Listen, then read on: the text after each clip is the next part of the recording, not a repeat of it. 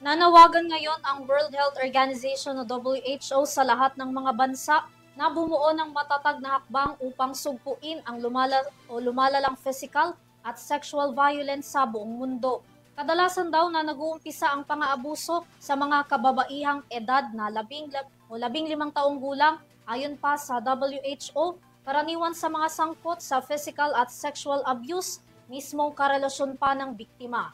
Tunghayan ang kabuuan ng balita sa aking report. Tinatayang aabot na sa mahigit kumulang 840 milyon na mga kababaihan sa buong mundo ang nakakaranas pa rin ng physical at sexual abuse. Ayon yan sa pinakahuling ulat ng World Health Organization o WHO.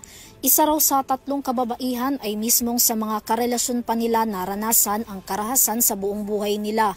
316 milyon o 11% dito ay edad 15 years old pataas. Ayon sa WHO, napakabagal daw ng pag-usad ng pagbawas sa karahasan sa mga kababaihan na may 0.2% lamang kada taon sa nakalipas na 2 dekada. Naniniwala rin ang WHO na bukod sa 263 milyon na naiulat nilang nakaranas ng sexual violence mula nang sila ay 15 years old, marami pang individual ang hindi nagre-report dahil sa takot at kahihiyan na maaari nilang matanggap. Ang pandaigdigang kaso raw na ito na patuloy na lumalala ayon kay WHO Director General Tedros Ghebreyesus ay patuloy na hindi nagiging patas dahil sa kawalan ng katarungan.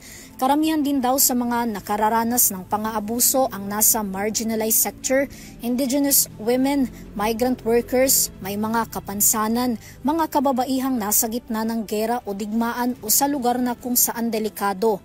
Nanawagan naman ang WHO sa lahat ng mga bansa na gumawa ng aksyon para sugpuin ang physical at sexual violence sa mga kababaihan gaya ng mga paraan na ginagawa sa Cambodia, Ecuador, Liberia, Trinidad, Tobago at Uganda na may matibay na political commitment sa pamamagitan ng pagbuo ng mga ito ng matatag na batas na poprotekta sa mga kababaihan.